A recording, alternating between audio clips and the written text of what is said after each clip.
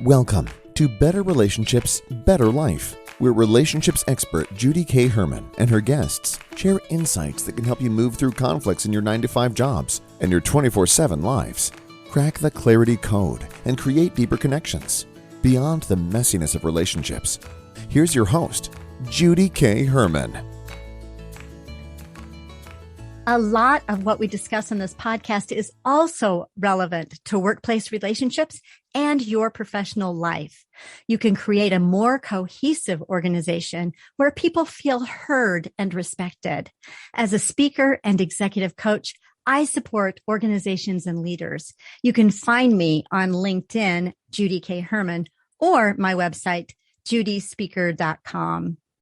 Today, we're talking about creative connection from corporate to coaching, yoga, and married life with Michael and Jill Knouse. Both have emerged from their former corporate life and decided to follow their passion into entrepreneurship. And with that journey, they found each other. Let's listen in. Jill, you're a yoga instructor. You have your own business. Michael, you are a business coach. I'm so curious. Tell us how the two of you met. Yeah, I'll start. He loves to tell this story. Adam, right? I'll tell the clean version, I promise. That'll be a first.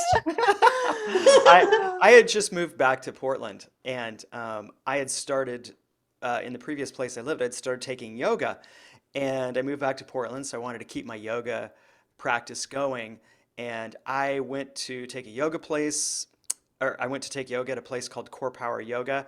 And in doing so, one of the guys in the locker room said, "Hey, Michael, let me save you some time.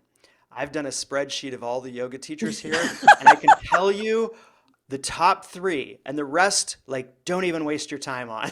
He's a very type A guy, right? Oh my gosh. And in cell A1 was this yoga teacher named Jill. And I said, well, gosh, I got to go take Jill's class. So I started to take Jill's yoga classes, and there was 40 and 50 people in the room, and she didn't even know I was in there. And so I was taking these classes and really loving these classes. And then a couple months went by, and I joined this program at the yoga studio called Boot Camp. And it was a 2-week experience where you show up at 6 a.m.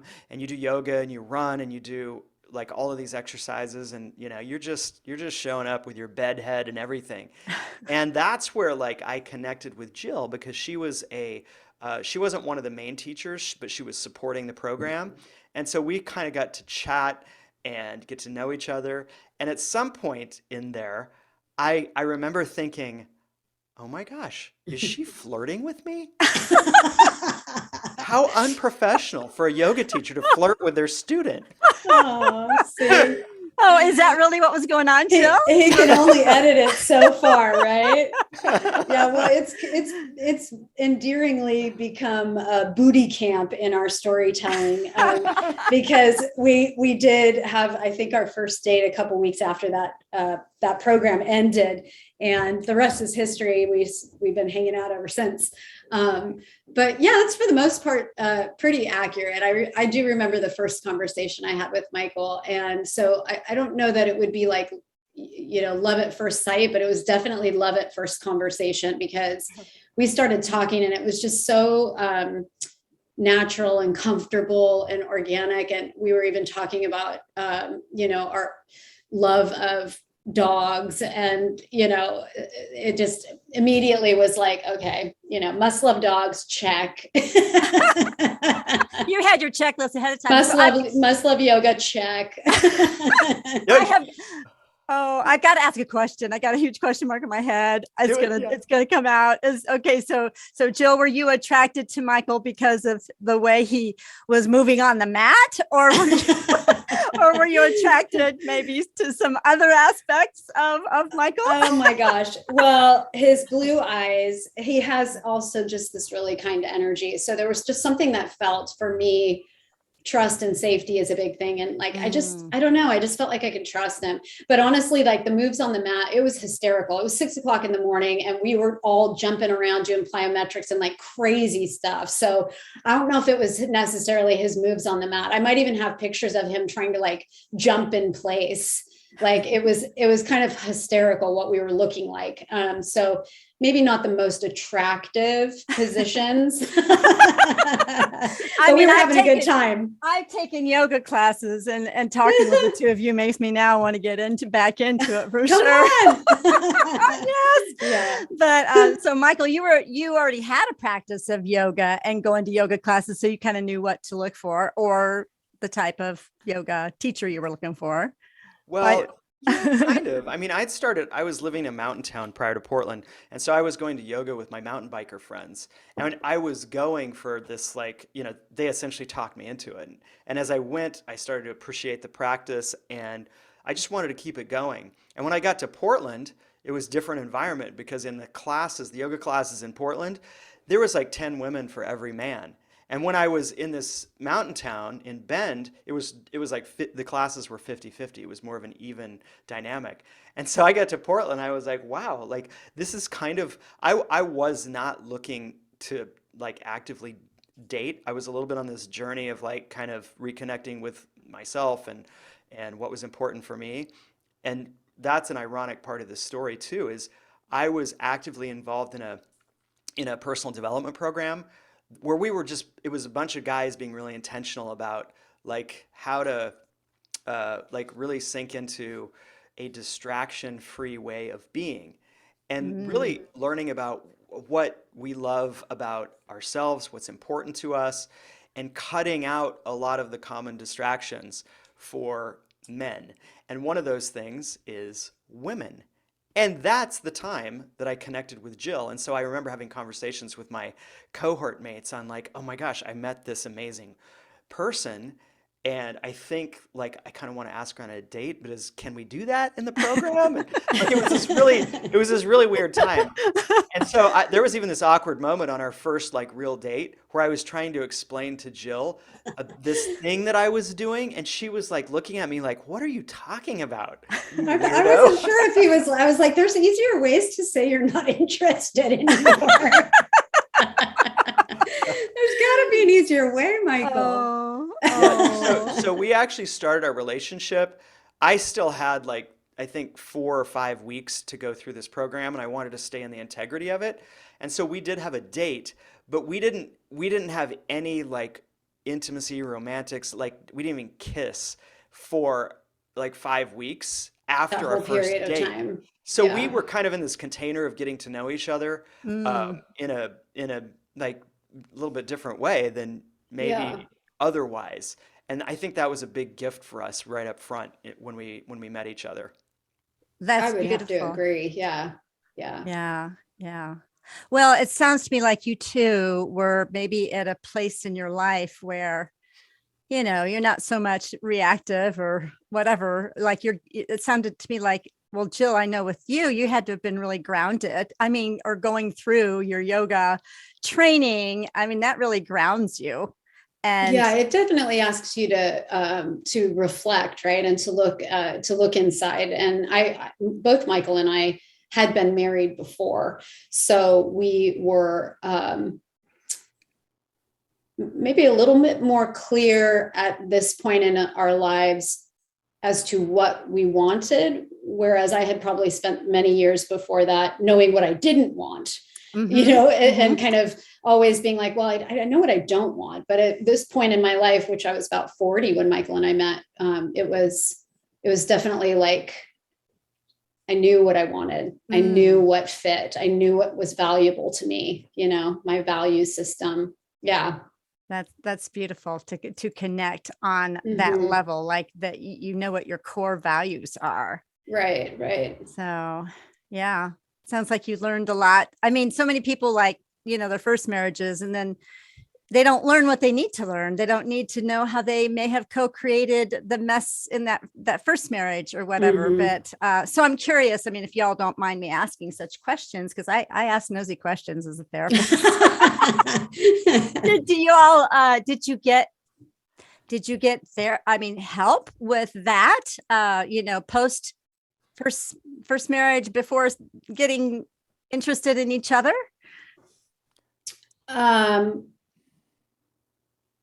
In terms of the first marriage? Yeah, or or even like, I guess the healing, maybe talk about yeah, your healing journey is what I should say. And it doesn't always have to be with a yeah, therapist, but yeah, yeah, what was your healing journey to get you from that first, well, yeah, and that transition from the first marriage yeah. to being, growing the two of you. Yeah, well, I will say that there was therapy in the sort of what ended up being the dissolution of the marriage or the dissolving of my first marriage. So we definitely were working to try to stay together, and it just was not a relationship that was going to run the course or be able to stay the course. And my healing was really, I would say, time and finding practices that helped me to better know myself, like yoga, having a Wow. lot of time, introspective time.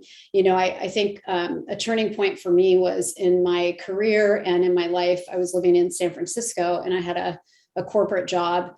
And I think I was sort of living in a space of waiting for something, like when I find the person that my future is going to start to be built around, then I will make choices that make me happy. I was sort of putting things on the back burner and not prioritizing myself necessarily until I found like my partner in life. And this was, obviously post my marriage.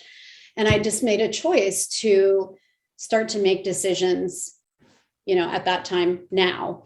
And Wow. that was buying a home in Portland, relocating, finding a simpler life, seeking better quality of life.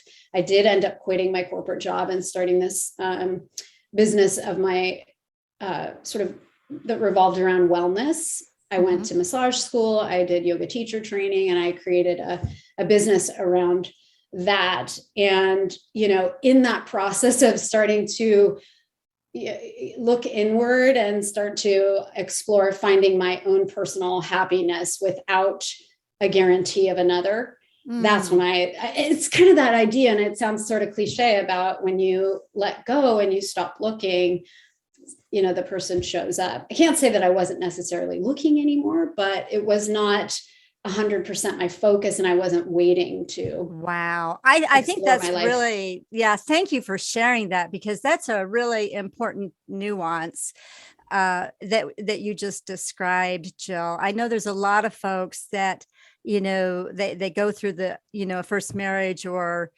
they're fearful of divorce or what their life is going to be like, thinking that they're going to be After. alone all their life. But Yeah. so you really shifted, it sounds to me Yeah. like, in your own growth, and that's beautiful. Thank you for sharing that. Yeah. I didn't know I was going to be asking these questions, but That's thank you for okay. sharing. I kind of brought it up, and we don't have Yeah. anything to hide. Well, thank you. Like that, this is beautiful. Any more from you? We don't have to stay on this if you don't want to, Michael, but what kind of, if you would like to, I'm so curious how long y'all have been together. Yeah. When was that first class you took? Yeah, that first class was it was let's see, almost 12 years together. Well, actually Wow. it was in February. I think I have somewhere written down like February 2nd. So Yeah. a little over 12 years ago that I first stepped into Jill's class because she was the best yoga teacher. And then I can I thank think Mitch for that. we had our first like, kind of official date at like around Memorial Day of 12 years ago. Yeah. Wow. And so Wow. we're coming right up on 12 years. Yeah. Yeah. And you both are coming from a corporate setting before actually Mhm. becoming entrepreneurs. Yeah. Yep. Yeah, for Yeah. sure. Yeah. I was 15 years as a sales executive for software companies. Uh-huh. And so, yeah, I was very much in a corporate environment for 15 years. Gotcha. And so when you two got together on the yoga mat and Yep. and learning all this, were you also an entrepreneur at that point, or did you go into that afterwards, Michael? I went into that afterwards. I already had some ambitions around entrepreneurship, and I had some ambitions around coaching as well. But when Jill and I met, I was back in selling software, but from this very intentional place of like, I want to go do this thing that I know how to do, and I want to kind of shore up my resources financially and otherwise, so that I can start a coaching business on the side. I didn't know exactly what it was going to look like or how it would work yet.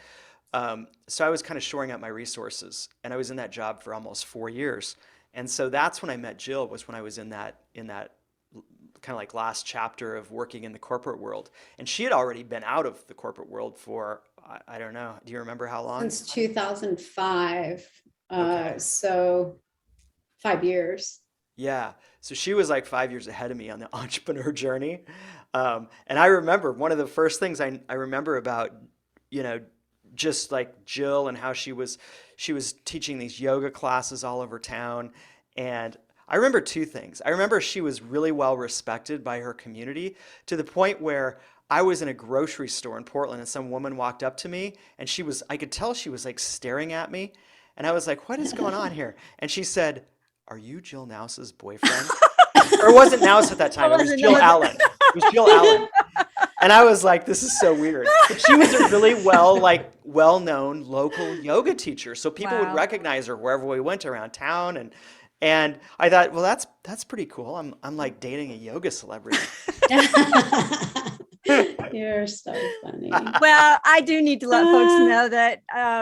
So when we were in Costa Rica, when we met, and I did, like Jill, you led us in one of our, our times together, and I was so touched because I could tell, wow, it was a neat experience for you as my yoga teacher. When I had met you, I thought, wow, this is so cool. That is so cool too, because it was really spontaneous the way that came together. Yeah. That was a hoot. It was, and wow, that was neat to do that by the ocean, and it was really, really sweet.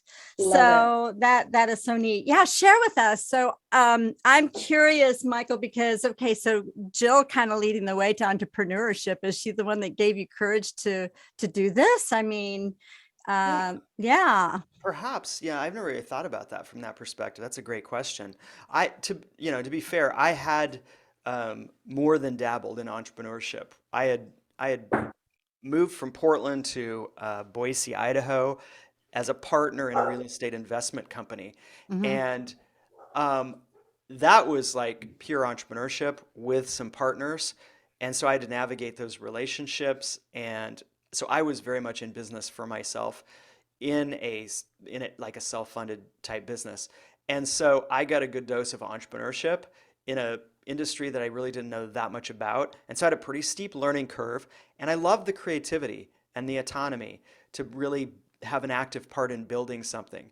And prior to that, I'd worked for several startups in the tech world. And so in those environments, like, you don't just come in and do your role, like you come in and do 5 roles or whatever's expected of you. And I always enjoyed that energy. And when I met Jill, it did, I guess, it opened me to like entrepreneurship looking different than what I thought, because through my lens I saw tech startups. You go down this path, you get 2 people together, a business person and a tech person, and you raise a bunch of money and you launch this thing and you work really hard and you hope it pays off. That was one route. And another route for me was like real estate. Like, you partner and you get people with resources around you and you put those things together and everybody wins, except when the real estate market tanks, in which everybody loses. Yeah. And so when I met Jill, like she was doing this really bootstrapped version of entrepreneurship. Like, she was a yoga teacher, she was a massage therapist, she was leading retreats, and then eventually she went on to like scale that business and do a teacher training program and workshops and go present at yoga festivals and all that. And so she kind of carved her own path in a really unique way as an entrepreneur. And I guess that did have some influence on me, that, oh wow, maybe I could do something like that. And how could that look in the realm of coaching, which was an area that I was really interested in. So yeah, I would say it did have an influence on me for sure.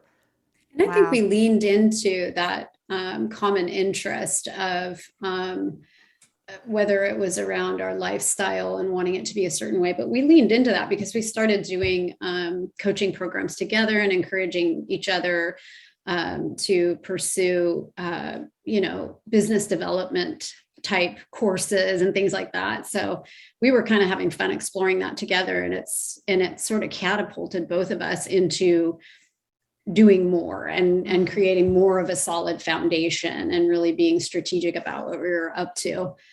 Wouldn't you say, Michael? Yeah, and we've Yeah. experimented with things too that just felt fun.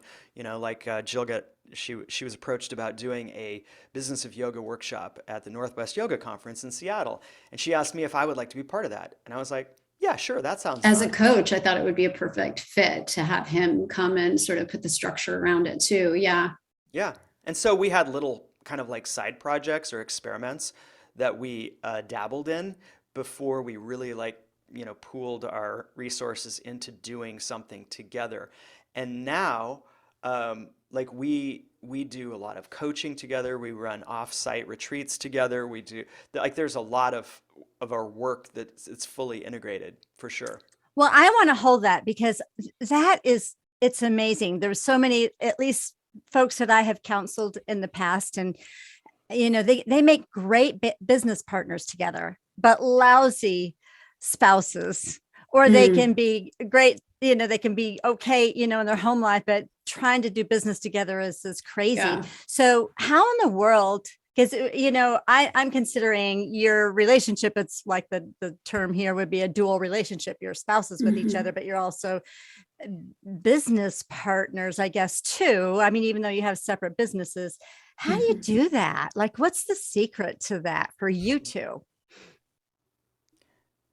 I would say this is having coached other spouses or partners in business and relationship. I would say it's very individual, Mhm. and I would say that from a practical perspective, like knowing our lanes, knowing who's good at Mm. what, Mhm. and staying in those lanes and figuring that out through usually some tough conversations and just bumping into each other a little bit and having respect and creating some boundaries.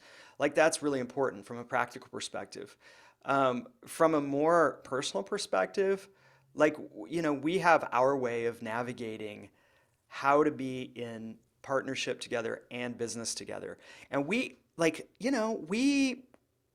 weave a lot of things together. We don't have like these strict boundaries about like leaving work here and doing personal life over there. Right. It's Mm. all Mhm. very integrated. And, Mhm. Mhm. for us in the middle of the day to go and take the dogs to the river or, to Mm. go on a yoga retreat and me doing coaching calls from Belize. And like it Mhm. just all runs together anyways. Wow. Yeah. And we like it that way. Yeah. Yeah. We really like it that way. Did you have to talk through that to get that clear to do that? Or, I'm kind of curious how your development of making that work has Yeah. come about. Well, the Yeah. closer we work together, the more important communication is. Yeah, it's so true. Yeah. It's so And true. yeah, and we've had some counseling during COVID Hmm. to bring this idea of like we're spending a lot more time together during COVID and then working together and then living together. And we both lean into, I think we both naturally lean into how can we develop ourselves? Mm. Because one of my perspectives is there's really no such thing as just putting something in neutral. Like it's either Mm. growing or it's dying. It's like Hmm. nature, right? It's Yeah. very fluid. And so we look at our relationship as that way too. And so we want to put energy into that. Otherwise, it's probably going to slip and we love each other. So we want to step into that evolution and making it better and being active about that because we know if we just let it slide, it's just going to slide. Yeah. And Yeah. just like a business, right? If you don't pay attention to it, it's going to wither away. Mm. And Hmm. so we look at our relationship through that same lens. Is we want to put some energy into it. We want to stay on top of it. We want to have honest conversations. And we kind of Yeah. during COVID, we redefined what intimacy in communication looks like. And, being compassionately direct with each other is Mm. something that maybe we didn't do as great a job at for fear of maybe stepping on someone's toes and that can feel really natural, but what feels even better now is really compassionately, being direct with each other and Mm. not in a not in a like a harsh way at all, but just being really respectful. And, an example from just this week was being on a coaching call together and still like feeling out how we can both show up in the best interest of the client Hmm. together.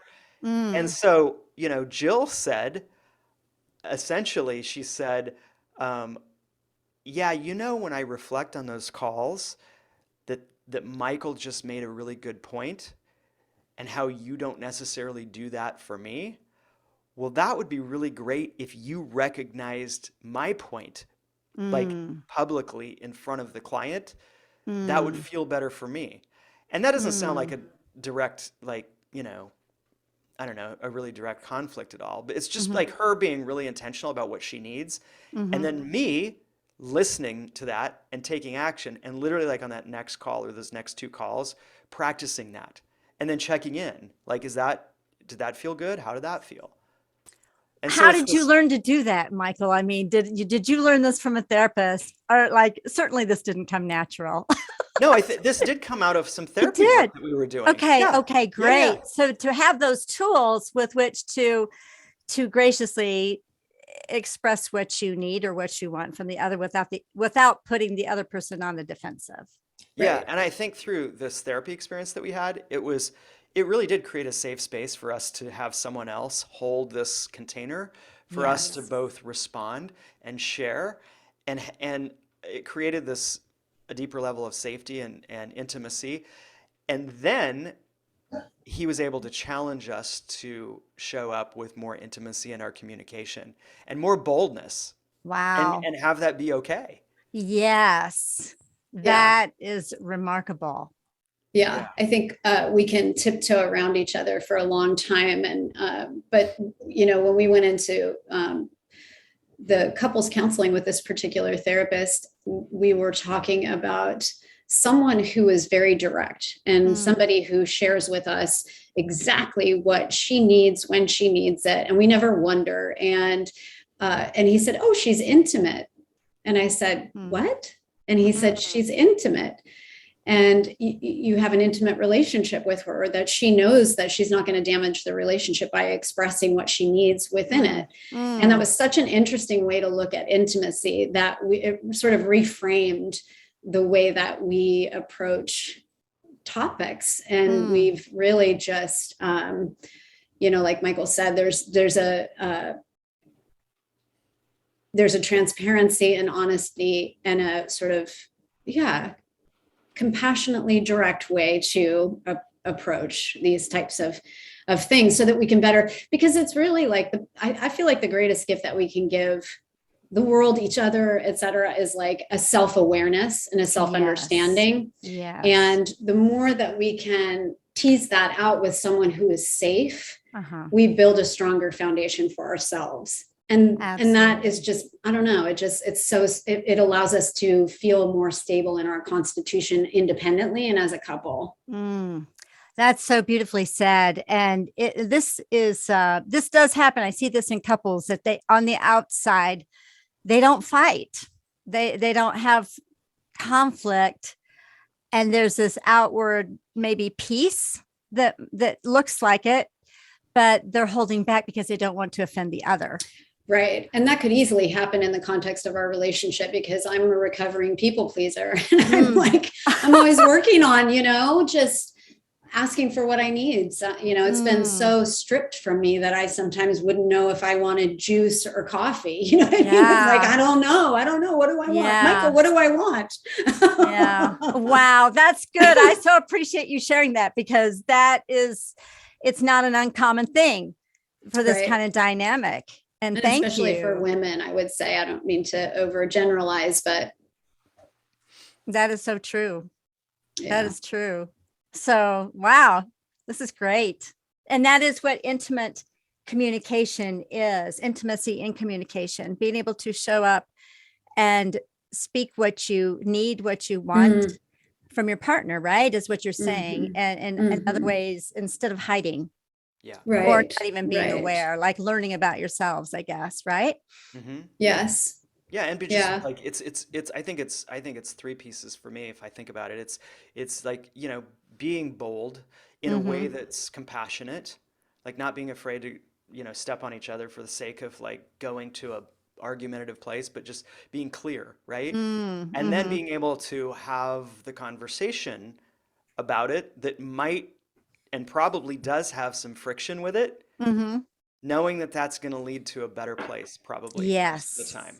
Yes. So it's almost like this act of like caring so much about the other person that you don't care, if that makes Mm. sense. Like, Mm-hmm. I'm not going to let my insecurities get in the way of us having a productive conversation that's going to move us closer, in other words. And it's Yeah. Mm. funny because I think that that's also affected my coaching in a positive way. Because as Mm. coaches tend to be very caring and empathetic people. And I think Yes. that that's a great part about coaching. But I think that some tough love in the coaching environment is also like really useful for people to hear. Like, they're not paying you to be their friend always. They're paying you to be that filter and that lens to reflect things back that maybe they can't see for themselves. And Mm-hmm. maybe it's hard for them to hear. Maybe a friend would never say the things to them that a compassionate coach would. And that Mm. can be a really powerful moment for someone. And I think Mm. that that's reflected in our relationship as well as like some of the coaching work that I've done recently. That's beautiful. That's beautiful. And it's really neat because I've experienced you, Michael, in our weekly, we would show up weekly in front of the screen with our other mastermind folks, and just your presence and your gentleness. I'm thinking, boy, I think I come across pretty direct. Like, You're intimate. He's such a gentle guy, and It is. more of a therapist type of mind than I am, maybe at times. I don't know, but you've got such, so that's so neat. I appreciate. Well, I would love to also say that I am really fortunate because Michael is funny and compassionate, and he is a listener, and sorry, my dog is wants to come in here, and he'll pause before reacting. So I have a wonderful partner too, and You that do. certainly I tell you helps. what, you did really well, Jill. He's He's a awesome. good guy. Yeah. And Yeah. both of you to come together. That is so neat. Yeah, we're I lucky. won the wife lottery. That's what I say. Oh, thanks, Wow. honey. Yeah. Thanks. To be Jill's fiance or boyfriend. Wow. And that's really cool. Yeah. But so I really notice it's important for you to have fun. Yeah. Tell us about that and why it's important. Yeah. Mm-hmm. How much that is a part of your relationship. I think it's a huge part of our relationship. I think that, over the course of 12 years, we've, of course, had life happen, and there's been challenging things, and, loss of parent. I've dealt with breast cancer. We've had, just the things that life will dole out at times. And they're just very well balanced against all of the really wonderful things that we've also experienced. We travel a lot. Our favorite hobby is our dogs, and they, when they can come with us, they do. We plan a lot of our travel around the fact that they can come. So, we love exploring and adventuring and having a good time together, because it's easy to forget to do those things, especially as entrepreneurs. And we're constantly in the throes. Like he said, it's very integrated, everything that we do. Mm-hmm. But that also means that on a Wednesday afternoon, we can take our dogs out to Sobey Island and throw the ball for them in the river and have an adventure that many people would be kind of stuck to a desk. And so, we fit it in, and we find the time, and we love it. Well, I'm hearing that it's necessary, isn't it? When life does throw things at you that you have no control over, whether that's sickness or death or whatever stressors, it's like that fun is a cushion, that adventure. Yes. Yeah. And also just finding the beauty in the day-to-day stuff, because most of our lives is really the average everyday moments, or a lot of our lives. You're not always running off to Africa or, doing something really extravagant. And we have a lot of fun just in that normalcy too. Yes. Michael's, he cooks. He's the cook in the family. I got that too. Oh, that's great. Wow. And just being home and like making meals and sitting by the fire or watching a show or whatever, we just like, even in the simple things, it's just easy for us. Yeah. We're lucky in that way. I secretly, not so secretly, making Jill laugh too in environments where she might not otherwise do so. So yesterday when she was cranking away on the Peloton, probably going for the record or something, I'm like hearing this tune. And so we have the office and it has an open door and the kitchen Yeah. is right there. And so I like to do these little dances where I just move myself into the frame of the open door and do some crazy dance until she cracks up. And then I like to dance with the dogs when she's doing that too, whenever Oh possible. my So Oh, God. that's hilarious. Yeah, he's hilarious. I will tell you, I just actually had a session with a client even, or a couple even today, about how, that the energy of fun and joy Yeah. in your relationship is so very vital. And, because we can get so caught up in the stressors or telling our spouse what's wrong and all Totally. of that stuff. So but that ratio, and I was telling this particular couple, 20-1, like 20 positives to every one Yeah. little negative here, in 100. order to just 100%. Yeah. so that balances that Totally. out. But so it's kind of like fuel for your engine or oil for your motor or whatever analogy you want to use. But I think that's cool. I kind of had a thought too when you were talking about intimate communication, because you're so attuned to your bodies, right? Do you ever fight with your bodies, like communicate with yoga moves or something? Do you ever use your yoga moves to communicate with each other? No, but I would say we probably use movement to dispel angst. Like Michael will go for a walk, or I hop on the Peloton bike, or we'll do some yoga or whatever. Like, I do think that it helps us move energy, Absolutely. That 100%. is so important. If you're going, like, I do want to speak to my listeners, if you're going into this funk and this, this dark or, heavy place, it's good to, don't stay there too long. If you need to stay there a little bit, whatever, but get up and move your body can definitely change your mood. It can change your mood. So, and Michael always, I would say, not always. Okay. Always and never is probably not good words to use, but he often will lighten the moment, because if I'm getting too serious about something, or like my brow is furrowed, or my lips are pursed or whatever, like he'll poke at me. He gets, and he's the best about that, just like softening the moment. I love that. Yeah, it's his humor. It's his dancing with the dogs and silliness. Let's be real, Jill. There's got to be times. I mean, I'm thinking there's times where you kind of get irritated. Knock it off. Oh yeah. Oh yeah. Oh my God. I want to be mad right now. I don't want to laugh. Yeah.